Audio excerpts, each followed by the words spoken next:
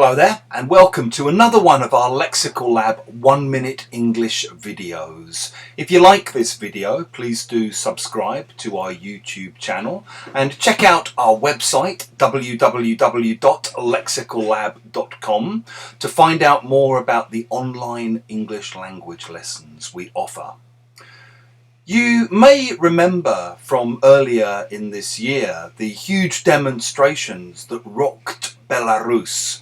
There was an election earlier in the year which was clearly rigged, and the president of some 25 or so years claimed to have won over 80% of the popular vote.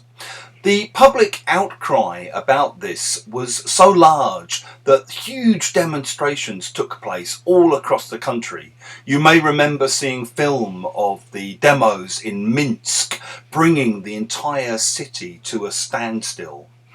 Since then, as the news cycle has moved on, news about what's happening in Belarus tends to have faded from other countries, such as the UK. However, from talking to my students in the country, I know that the protests are still continuing.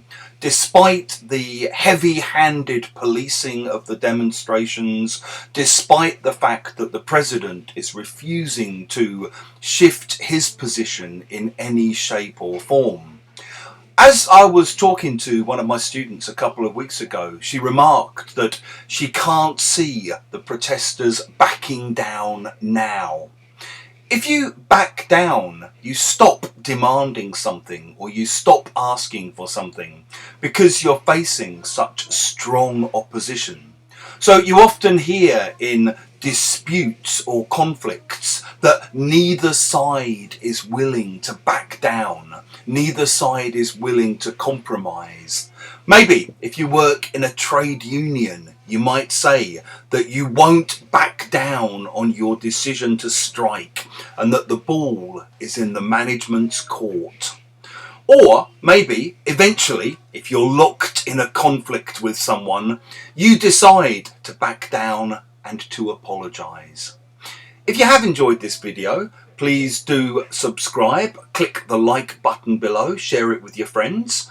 And in the comments section, we'd love to hear examples of how you think you might use